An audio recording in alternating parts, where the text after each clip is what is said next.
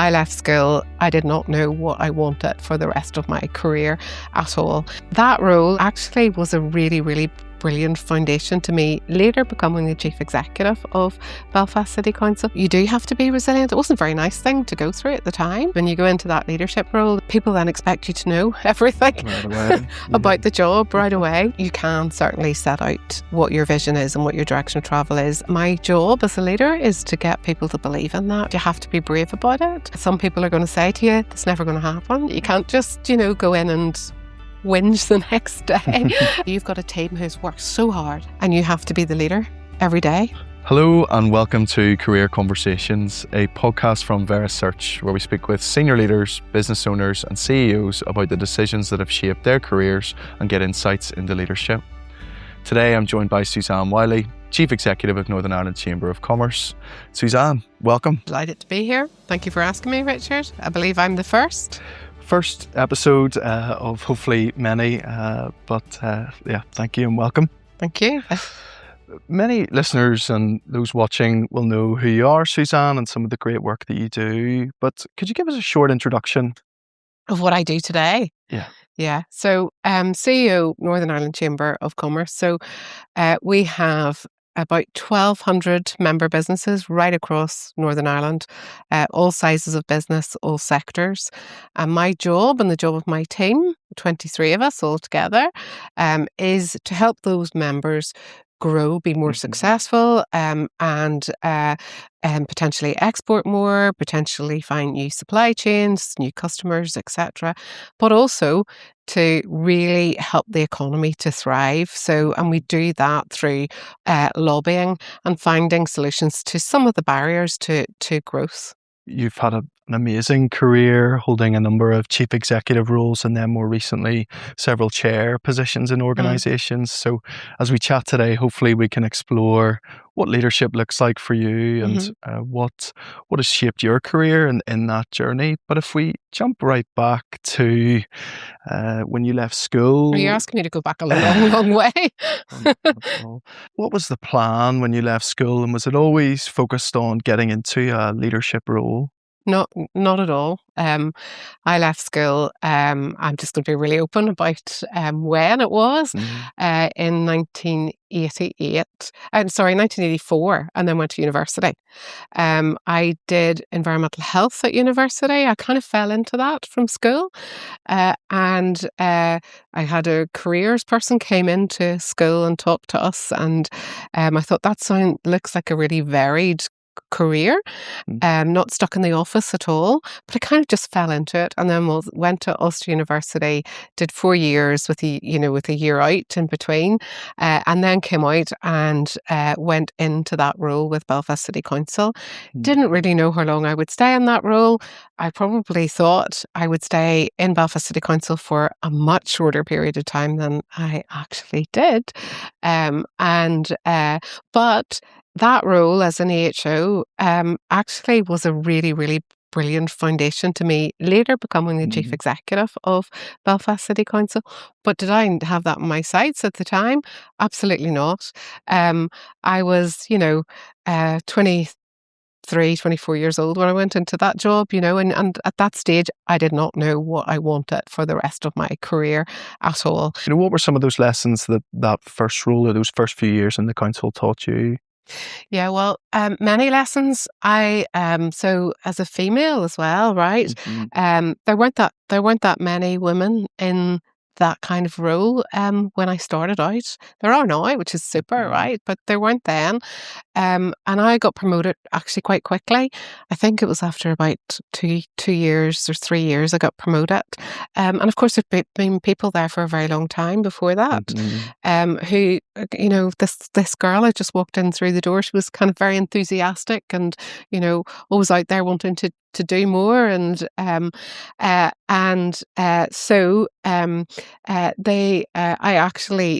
was a complaint made about that at that time, right? It went nearly to the doors of the Industrial Tribunal, and then it was settled at that point. So that kind of taught me actually you do have to be resilient. It wasn't a very nice thing to go through at the time. But from then on in, every promotion that I got, I liked having that extra responsibility Mhm. every single time I moved up or across or around the organisation. Lots and lots of different roles, really, really varied. The other thing I think I learned at that point was I had a great boss at the time, Mm. and he later became the chief executive, kind of two before me. He encouraged me and others who'd started in the role at that particular time to look for new ideas and to come to him with ideas, right? If we wanted to try new things. And we did. And he empowered us to go out and try those new things. And honestly, that was really seminal to then how I worked in the future. So I didn't see myself confined to one particular role, and was able to branch out and do lots of other interesting things. And he gave me the kind of runway, I guess, to do those things. And was that first promotion the catalyst then for wanting to step up into more senior roles, taking on more responsibility? Yeah, I guess it was. No, I did even from that first role, I was thinking back on this, and did I then think, oh, I'll go to here and go to here and go to here? Mm. Probably not. I probably, was about 35 or so before I really thought, oh, I would really like to take on a very, very senior role. But what it did Mm. tell me was that what you can do is, you can come up with ideas, you can see opportunities in a leadership role, and you go after those opportunities and bring other people with you. And I really liked that, and I really got a buzz out of those things. So, and I also during that early part of my career always did some learning as well, right? Mhm. So I would have done diplomas, I would have gone back to university to start a master's. I even did an MBA at one point, and Mm. that was always, always learning and I guess always trying to think about where the next step was, really. Yeah. Yeah. And at that time when you're moving up the organization, you're taking on more responsibility, hmm can you recall any risks or I suppose any big moments that you thought, I'm going to go for this, and that again sort of was a springboard to Yeah. that next step? Yeah. Two springboards, I guess. So doing the MBA, right? So it was an executive MBA at Queen's. So it wasn't all public sector. In fact, I was probably the only public sector person on this particular course. And I felt when I went in through the door, like many people feel at times, I felt like a bit of an imposter. And this isn't bragging. It was just because I put so much into it. I came out with, best student, best dissertation, etc. So that really told me, well, do you know what? You can act if you really try. You Mhm. can do all of these things. Like, re-taught myself statistics and everything when I was there, Brilliant. because I was so worried about failing. Right, Yeah. that's what was driving me. I was worried about failing, Mhm. and so that was a real seminal moment for me. And I think one of the jobs that I went for, so I'd been in the kind of scientific and health roles for quite a bit of time. And then I decided to apply for an urban development role, which was all about Mhm. regeneration and procurement and capital programs, Yeah. etc. Right? And I knew nothing about those things, Mhm. but I decided to go for that role. And when I got into the role, I had to really train myself and tell myself, you are going to make mistakes. You're not going to know everything. You're going to need to rely on other people around you. You do have to demonstrate your worth and your leadership. Of course you do. But you need to rely on other people as well. It's about a team and about having good people around you. Because often when people think about stepping up into their next role, they're often wondering, do they have the breadth of experience? Have they got the exposure across an organization? So I'm sure there's an attraction to stepping into a new division or a new area of the organization. But I'm sure that was also very daunting Yeah. too. Yeah, absolutely, it was really daunting, and luckily I was able to get a mentor at the time, and that mentor was I can still remember things that he would have said to me at the time, and which were just take the first number of months. Understand this. Make sure you are really clear about the direction of travel for everybody that's working in the various divisions. Um, Keep your communication as simple as you possibly can, as well. and make sure you're really clear about the priorities that you want and the expectations you have of the teams around you. And he kind of kept me on the straight and narrow, and he kind of said, if you only do this role for X number of years, what is it you want to have achieved by the end of it, right? Which was a real challenge to me. What do you want to have achieved by the time you move on to the next thing? And I think many leaders probably do think like that. If they go into a very senior role, they probably think about the 2 or 3 things they want to have delivered by the time they walk out the door and go and do something else. And was there some things, or maybe 1 or 2 areas, or even actions that you took stepping into a new part of the organisation, coming from a different division, not having that experience and exposure, but still going in at a more senior level or senior management level, and having to manage teams who had already been there, and I'm sure those who had maybe been there for quite a period of time? Yeah, and because it's always a challenge, isn't it? Because most of those people know more than you about the very specific area of what they're doing, right? But that's not your job. You're as a leader necessarily. Yes, you have to know enough. Of course you do. But what it taught me was I don't need all of that detail, right? I of course felt I had to prove my worth to everybody who was working there, and that's just me. But I felt that my role is the leader of these 4 quite disparate parts of this organisation, right? To try and bring that together, really, and put them on a course that they actually know what the priorities are, and what we're going to deliver over a period of time. That's my role, and also to make sure that that links with the priorities of the overall organisation, right? Because Belfast City Council at that time had about 2,500 people, and a large number of departments. I had to make sure that the vision and the business plan and the strategy of urban development met what the whole council was trying to do as well, and to try and translate that for the people around me. And you started to touch on it there, that step from going from management to leadership. Can you talk about that and share, I suppose, some of the key things that you found were different from going from being a manager then to stepping up into a more senior leadership role? I think that is probably one of the most difficult transitions, to be quite honest, because when you're in management, you probably really rely on the intricate knowledge you have of what it is you're managing, right, and the teams that you're managing, and you have lots of experience of that particular discipline, if that makes sense. Whereas when you go into that leadership role and you have a number of disciplines under you, actually transitioning to that person that is really looking at direction, focus, priorities, standards, performance, etc. It is quite a different role. And I think one of the first things that really struck me was that you go into that role, you go for an interview, right? And you go into that role, you're swatting up for that role, right? And the very next day, if you go into that role, particularly if you're in internal recruitment, that's what happens.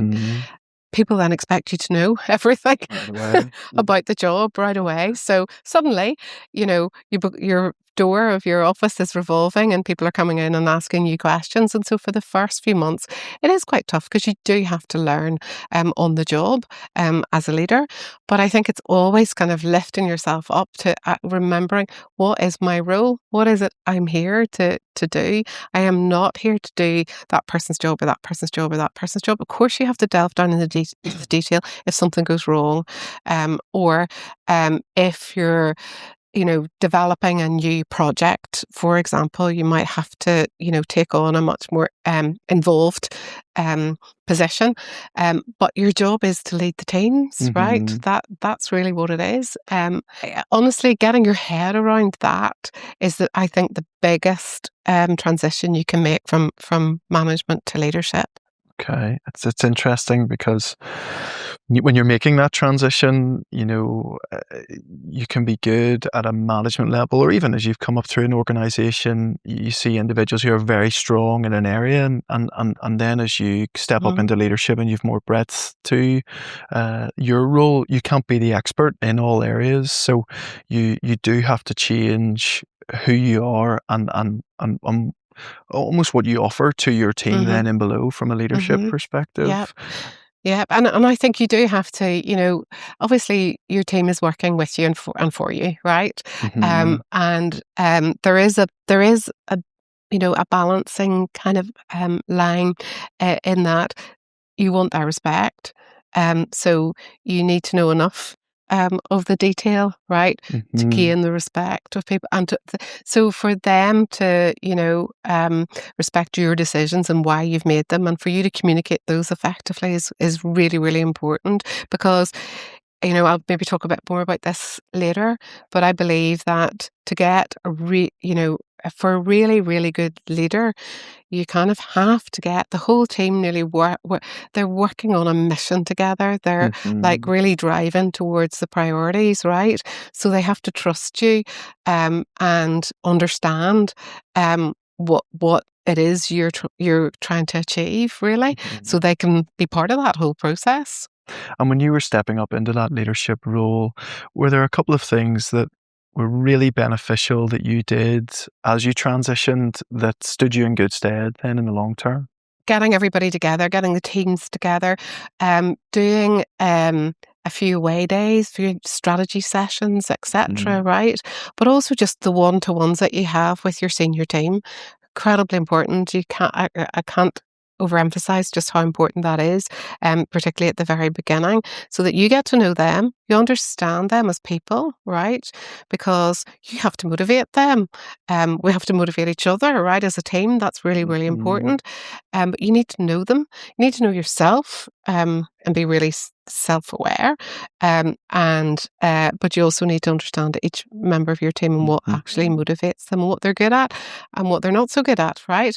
And I also would be very open about the things that I'm good at and the things that I'm not so good at. So I need those people to fill in some of those gaps, and really mhm, understanding that is absolutely crucial, I think. mhm, And being honest about those things too, you know, and not come I'm not necessarily, and look, leadership's situational. It absolutely is. So it can mhm, be, if you go into a failing organization, your role as a leader is going to be, the way you operate is going to be much different than if you're in a good organization, you just want to make it great, right? mhm, How you act and how you operate is going to be different. But I think didn't in that role you're asking me about, it was doing well enough, right? yeah, That part of the organization, but I just wanted to make it much more significant, much more impactful, mhm, so that people understood the value. People spend a long time in work, right? Um, and what motivates me is if I've added value during those days, yeah, and that's what I wanted to get my teams to see and believe as well. mhm. And when you're in an organisation like Belfast City Council, Mm, it's so large, there's over 2,000 employees, I'm mhm. sure, and you probably don't know everybody on the level that maybe you're referring to, so building those relationships is just key. But then those managers and senior managers below you have to go on to build those relationships with those who they're Yeah. managing. Would that have been a challenge, or how did you approach um, trying to embed that culture within the Yeah. organisation? Yeah. So culture is really, really important. Values, I know sometimes that they can seem really glib, but really, really important. Clarity of purpose, what you're there to do, incredibly important as well, like I absolutely believe in, vision and strategy and purpose, Mhm, and action plans, um, and having the values that meet all of those things. So every kind of new leadership role I would have gone into, I would have undertaken a program to go through that process with everybody, right, and get them involved, and made sure it was really visible as well. So it wasn't just me sitting in an office with my senior team and expecting them to go out there and impart everything. So there's a balance again between you being seen as the leader, right, and being understood as the leader, but also you empowering your teams to to lead their own teams as well. So it's always a fine balance, and it depends on your team, and it depends on, you might have some new members of your team, some people who've been there for a very long time and are very embedded in their ways, and you want to kind of change how that works. So culture and my experience, for what it's worth, and driving a culture, you certainly have to lead by example. 100% believe that, right? And that's why being really authentic is crucial. Being really open, transparent about things is really open. But there's no one solution to driving a culture. It will very much depend on the people that you're working with and what you're trying to deliver as well. But you can certainly set out, I think, what your vision is and what your direction of travel is, and my job as a leader is to get people to believe in that, right, and to get people to want to work to deliver on that vision. And I think as we get that right, you can certainly get culture right as well. And am I right in saying you stepped into the chief executive role in 2017 at No, Belfast? 14. 14. Yeah. So at that time, when you stepped up into that role, you'd already had significant leadership experience, but that was the next step in your journey. Yeah. Were there things that changed then for you, having already had that senior leadership experience, stepping up into the chief executive role and being responsible for the entire organisation? Of course, of course. I mean, I came from Director of Health and Environmental Services then into that role, right?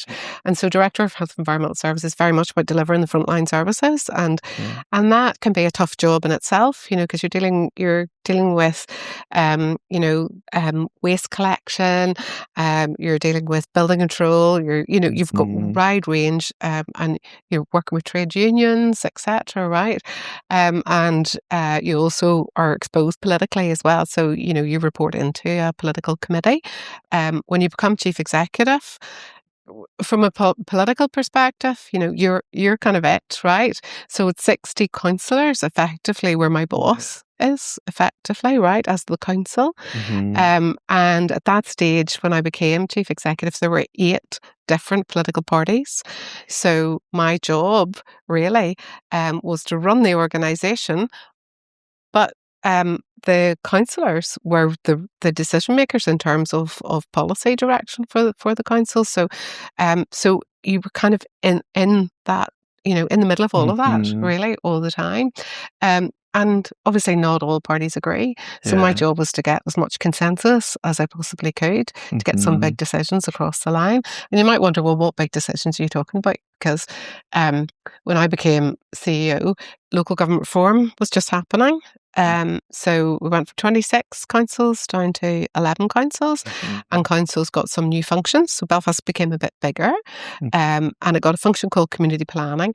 So the first thing I did was I took myself off during summer holidays, and went to visit some chief executives in Wales and Scotland and England. I went to see Manchester in particular, and I sat down with them and asked them what they were doing, what they were prioritising, and spent a lot of time over the years with them as well. And that really opened my eyes to what it was we should be focusing on in Belfast. So we took a real approach to, not only do we provide services, but our job is to make sure that the city is regenerated, right? And it works and it's really successful, and its economy grows. So we took on a much wider perspective, and we created a 30-year plan called the Belfast Agenda, which set out for councillors and for the whole of the organisation and partners as well, where we wanted the city to go to over the next 30 years, right? And then we worked back from that into 4-year terms, because the council is elected on a 4-year term, and set real targets. And we developed lots of plans, like a regeneration plan for the city, an investment plan for the city. We had a capital programme which was worth about 350 million, where we were doing things like the extension of the Waterfront Hall at the time, where we built Greenwood, which is a big community facility and leisure facility, where we thought, it was on an old military site, which was very contested, and we were able to deliver this shared facility there. We did the Innovation Factory in the west of the city, and we did lots and lots of community facilities, pitches and etc. across Belfast, and community centres, etc. across Belfast. So it's a huge, big investment in the city at that particular point in time. But we also wanted private sector investment, so we went out looking for private sector investment as well. So to build things like student accommodations, which you now see across the city, to build things like hotels, and now obviously they're looking very closely at how we get much more housing investment into the city as well. And it's really interesting what you say there about spending your summer engaging with other chief executives in other locations across the UK. And I know you do some great work at the moment with the Chamber. It's all around collaboration. You're thinking about the private sector here in Northern Ireland. Do you think those businesses can do more to collaborate, even with some of their competitors and with other businesses in a similar field, to learn and glean information and develop as a business themselves? And I think you'll see many examples of that already happening, right? And the Chamber provides lots of programmes and platforms where that can happen, right? But also, if you look at sectors, there'd be a lot of clusters around sectors. So if you take aerospace, for example, you have ADS as a real kind of cluster. You'll have Construction Employers Federation, etc. too, Cyber NI, and so there's a lot of that happens already, and of course they learn from each other. Of course they're much stronger together. And when you think about creating the circumstances, which is what we do on a day-to-day basis, thinking about the economic circumstances to boost all of that growth, then they can come together and look at and define what exactly they need, so they can grow even further, right? So, for example, our manufacturers, they will come together, they will look at their trading circumstances. They'll look at how we simplify trade, and they'll also look at logistics.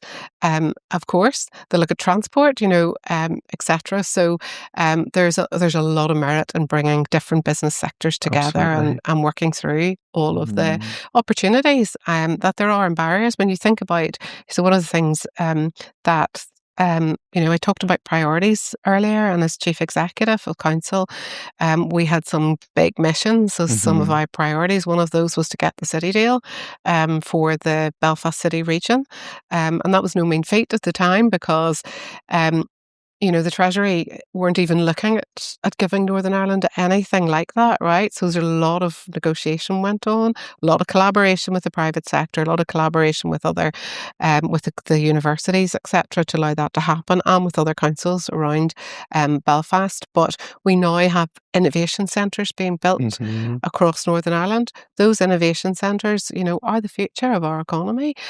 So you've got a factory of the future that's going to help our manufacturers think about things like robotics, think about AI, etc., and what that can do to make them much more productive and profitable, hopefully, in the long term. You've got a centre, Momentum 1.0, which is all about computing and data analytics and AI, etc., to help our businesses really embrace all of that and become, the most competitive that they can globally. Yeah, it's great to see those hubs and that collaboration happening. Definitely. But so bravery, right? So just from, obviously this is all about leadership. It's not necessarily about what's being delivered, but bravery and big thoughts, and those things you want to have delivered, like, Mhm. legacy, I guess, right? Issues. That's something that when you get into a very senior leadership role, you really start to think about. Where are those big ideas, right?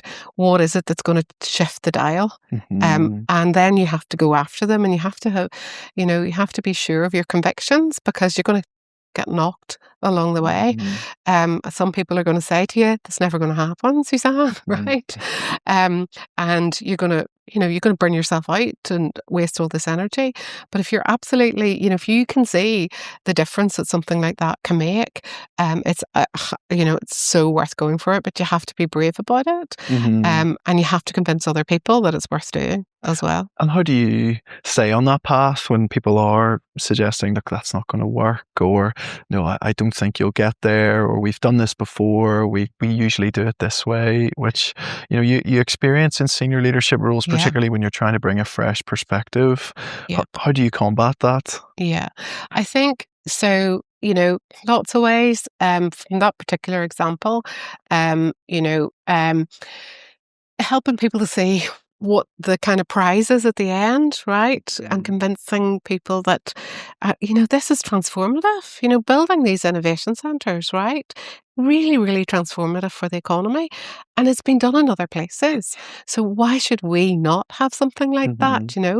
And then also getting some advocates, I guess, around that, right? So some others who are convinced too, who can, show that there's some momentum, and getting little, quick wins as well, right?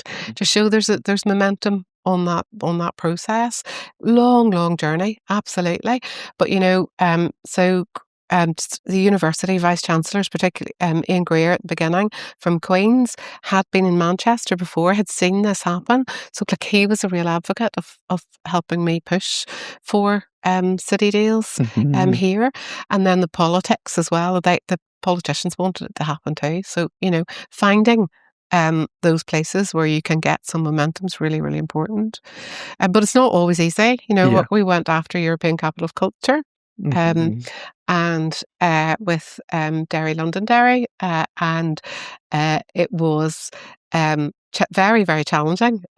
You've got two council areas working together, very different politics at times, Mhm. and but we got to the place where we made the most brilliant bid, and we set up a new team. Hard to even set up that new team across the whole of the council, right? Because people were thinking, is that really going to happen? This is before Brexit now. Is that Mhm. really going to happen? Are we really likely to get this prize? But once we got the team going, and they saw like what it was we could actually do Mhm. as being European Capital of Culture, and they saw what happened in Liverpool and the transformation that it had, then they were on that mission, right? It was Mhm. one of the best teams I've ever worked with, because it was fun, it was joy, it Yeah. was brilliant when people came up with ideas and we could write them into the bid. But unfortunately, it didn't happen because Mhm. we had the vote, and the European Union decided that we could not be part of that Uh-huh. process. But we turned that into something maybe not as quite as exciting as European Capital of Culture. But we had a year of music. We became UNESCO City of Music, etc. And even the FLA coming this year, etc. Mhm. All of those ideas were all kind of spawned way back in that time. And you touched on it there about pivoting at a certain stage, Mhm. because that's a major setback that people are Yeah. ultimately not Yeah. allowed to submit a bid. Yeah. So when you're pivoting, again, from a leadership perspective, what's important to remember to do, and thinking about teams get setbacks all the time, and that is challenging to navigate, and Mhm. you've got an instance there where so much has gone into something, and Mhm. maybe it felt like it had been taken away rather than having to compete in the end. So what do you do at that instance as a leader to try and pivot? Yeah, so as a leader, you could, and it's very easy. And when it hits you at first, you think, "Oh, how am I going to pick myself up? Never mind the team, right?" But your job as a leader is to find a way to do that, right? To dig really, really deep, and that's where resilience comes in. And it's also where responsibility as a leader comes in. You can't just, go in and whinge the next day. Um, you might go home and whinge a bit, but you Yeah. have to then, go back in the next day. You've got a team who's worked so hard, right? They have given so much of themselves to this. They're emotionally connected with it, right? And that's really, really difficult. So you have to try and turn it into something. And it's not easy when the press are then going, "Have you wasted all this money?" And, and now this isn't available to you. Um, and so, but to get them to try and help with that as well, right? To try and come up with the ideas of, well, what can we do now? We've done all of this work.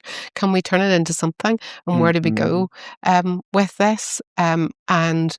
Yes, a bit of a disappointment, of course, right?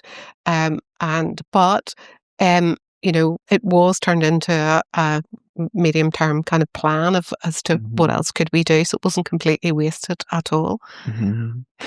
What would you say people underestimate about being a CEO of an organisation like Belfast City Council or a CEO at all?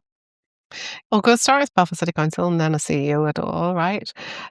So I think uh, underestimating the amount of politics, right, that you have to Mm, navigate and you have to be involved in, and what it takes to get, to agreement on priorities. That is a lot of work, right? mhm, Having said that, of course, I mean, I 100% respect that, um, the council the councillors are democratically elected politicians, and so so that is the process. Even though you might have 8 parties, as I did at a time, which is um, is why you have to get to that place where you've got consensus, or at least there's a majority vote, right, to get things mhm, done. So I think people underestimate that side of the job, if that makes sense, and probably more so they see the side of the job that you're the leader of the organisation, right? You are making sure that all your services are delivered, that you're investing in the right things, that you're building the right facilities for the residents of the city, etc. So I think that's underestimated when it comes to um, council. But I think that um, understand in my new role, understanding that um, the politics and how it works, etc., right, alongside what the business community sees and wants and mhm, desires, right, is really, really critical. And so I think that experience, has stood me in good stead in this role. So I think for any CEO, um, not to your experience along the way, and we've talked about it. Um, every single role that you have, every single leadership position, you can pick little nuggets of experience that are going to stand you in good stead when you become. A leader of an organisation. I mhm. went off to Jersey, as you know, Yeah. too, right? And again, a very, very different role. So it was CEO of the government of Jersey, and what that Mhm, really means, it's a bit like head of the civil service, very small island, 104,000 of population, but responsible for everything. So, whether that's running a hospital or whether mm, that's all the schools on Jersey or whether that is the economy on yeah. Jersey, that was the job. So the council role, it stood me in really, really good stead to take on that role, but I learned a huge amount. So always be open to learning as well. Mhm, Um, we had to go to the bond markets, borrow money from the bond markets, what an experience to have. We were building a new hospital and getting planning permission for a hospital to serve the people of Jersey. We were creating new schools. It was an amazing opportunity to do those mm, things. And I guess my learning from that was, you uh, I had to step up again, right? I had to step up again because, again, I couldn't know all the detail of those things. mhm, I had to make sure I had a brilliant team beneath me because I was responsible. So I was relying on my team.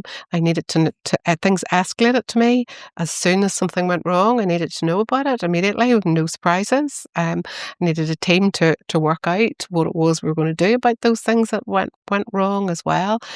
So I had to trust them, and they had to trust me, really. And I think knowing yourself, right? Knowing your your weaknesses as well, being really, really self-aware, understanding your energy as well, because you are on all the time, right? As CEO of the council, as CEO of the government of Jersey, I was always on.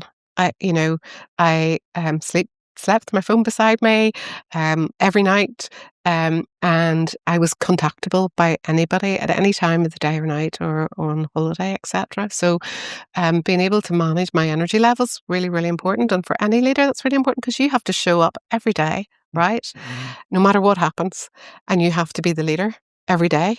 Um, and yes, we're all human beings, absolutely, and you have, your own vulnerabilities, but ultimately, um, you have to play the part of the leader every day. So I think that's really important too, And you and made being and looking after yourself, right? And that's easier said than done. Definitely easier Mhm. said than done. And I throw myself into everything, so I have to watch that. And I think that's a self-awareness thing, right? So I like exercise is my thing. Yeah. Um, and that's where I get my kind of equilibrium back, if that makes Mhm. sense. And I have to do that on a regular basis. Otherwise, I that gives me energy rather than takes energy away from me. And you've made a couple of really interesting points there, and we'll definitely come back to what do you do to balance everything. But you made a point about ensuring that you had a really strong team in below you stepping into the role, particularly in Jersey. So, what do you look for in a senior leader? So it depends what role that you want them to play, Hmm. right? And so, I mean, I think the one thing that I look for is the right attitude and the right fit. Um, and then obviously they have to have other credentials depending on what Hmm. role it is they're going to play. They have to be good team players as well for me because I operate in a team environment, and that's how it is. So I want to see good team players.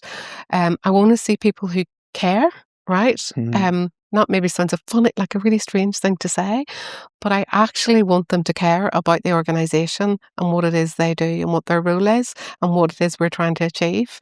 And if they care, right, if they actually go home thinking about this, and yes, everybody has to switch off, I know, but and they come in the morning and they know, they care about what they do every day and what their teams are doing every day. Well, then they'll fit, and that's critically important. So, attitude, and also good ideas, right? I like to see people Hmm. that come up with great ideas of how we can do things. As a leader, sometimes you think you have to be the person that has all the ideas. You don't, because you're never going to be, right? And I'm not necessarily a big ideas person, but what I do see if somebody comes to me with an idea, or I see it in somewhere else, like Manchester, right? Hmm. I'll know, yes, that's what we need to do, and we're going to go after that. So you need to know yourself, and you need to know your weaknesses, and you need to know what you need to surround yourself with, right?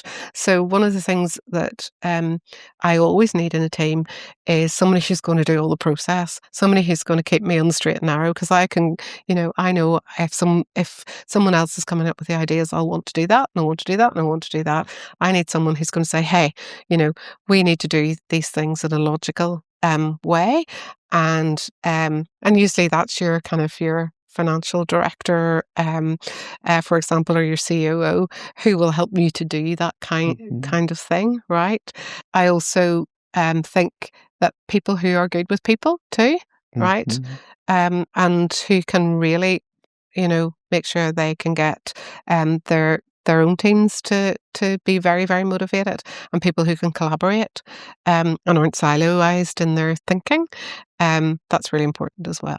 And it's interesting coming back to your point earlier about self-awareness, Hmm. and bringing leaders in who have strong self-awareness, that they understand what their strengths are and Yeah, how they fit within that senior team, but yeah, also who they need to lean on for their strengths and how that fits within the organization. yeah, Yeah, you see that yeah, a lot now, trying to develop self-awareness or understand that, particularly, for business owners who have come up through, a business, and as they look to bolster that senior team from those who are joining from other companies, that journey of self-awareness Yeah. is really, really important. Levels of experience are really important in leadership as well as Mhm. just in terms of some technical ability, really, for your team members at a very senior level. So it's that experience and that self-awareness and that attitude. And I guess even, that fit, that personality piece, right? And I'm a big advocate of things like understanding people's Myers-Briggs, for example, Mhm. right?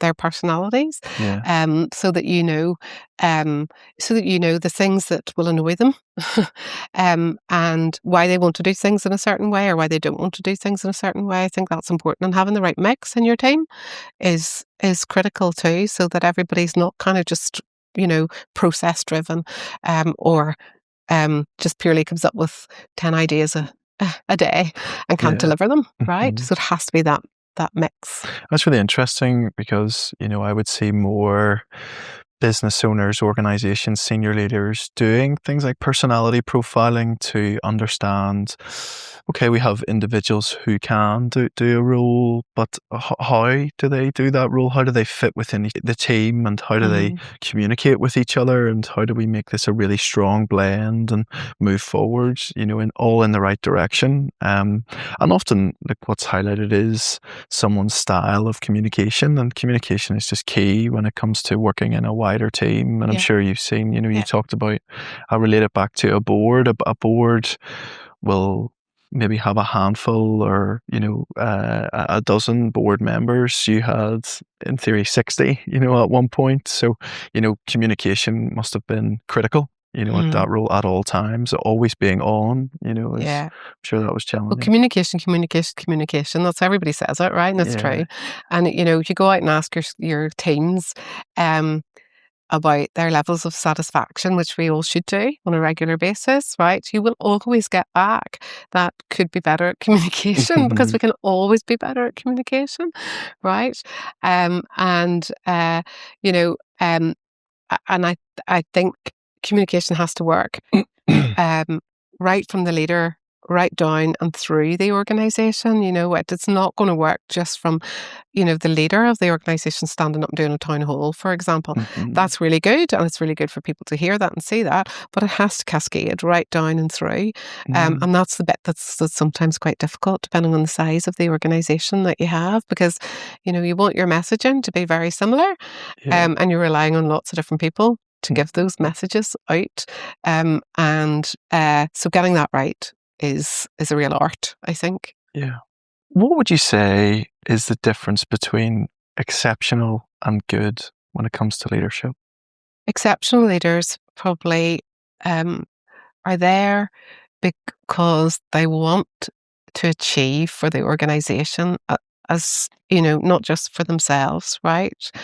Of course, leaders who are really good and really driven, right? And I think there's something about that drive, are going to want I said about leaving a legacy, that there has to be a personal aspect to it, but they're also, for me, exceptional leaders want the best for that Mhm. organization. Now, if it's your own business, of course, like, you're going to be driven for your own business. If you're working, for a company and you're the leader of the company, or in the public sector, etc., actually really wanting the right thing for that company and that business, and for the people who work with you and for you, um, absolutely critical. Those that are going to, be there, I guess, for the long haul as well. Mhm. Doesn't have to be 30 years, of course, but they're there. And they're going to be consistent in terms of how they're driving that part of the organization forward. I think those that are really authentic and people can understand, and also who are like, I think leaders should actually be kind. Of course, we have to have good performance, and of course, we have to hold people to account. Um, but we can do that in a kind way. Mhm. Um, and then the other thing is that clarity of purpose, right? That is so key. So if you go to a company like Catagen, for example, and or Alchemy, right, in the Northwest, Yeah. they have a really, really clear purpose. They get people applying for jobs, right, because of that purpose. And they get people staying in the organisation because of that purpose. So Cottagen wants to clean and decarbonise the air, okay? And you get lots of young engineers who that is what they have trained for Mhm. and gone to university for, and they want to deliver for that. And that's really important. So, you know, no ego, um, clarity of purpose, um, and really trying to understand and motivate your people through having really good values as a leader.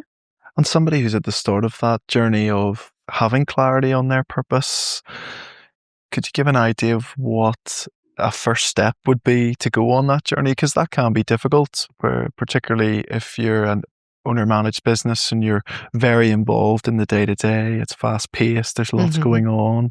Hmm. How does somebody take that first step to really understand and get that clarity? Well, there's lots of help out there as well, Mhm. right? And I would encourage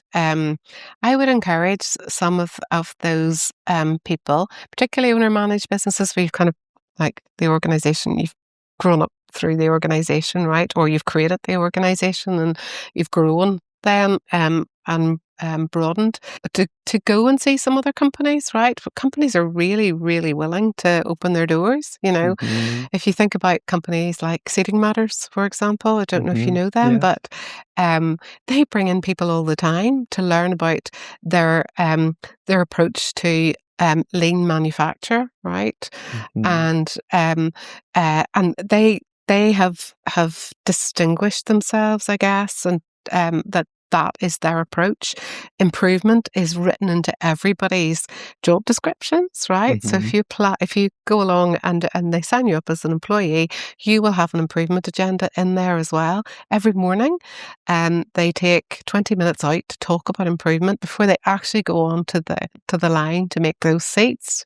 Um, and it's the teams that take those sessions. It's not the managing director, for Mhm. example, right?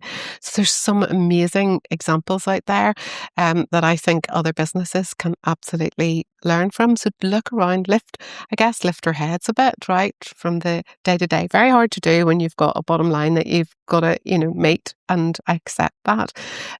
But the chamber does. We provide lots of different programs and sessions where we bring in speakers from different businesses Mhm. that they can learn from each other, and that is all about leadership. And looking at where you're going next, for example, as a company MD or CEO. Mhm.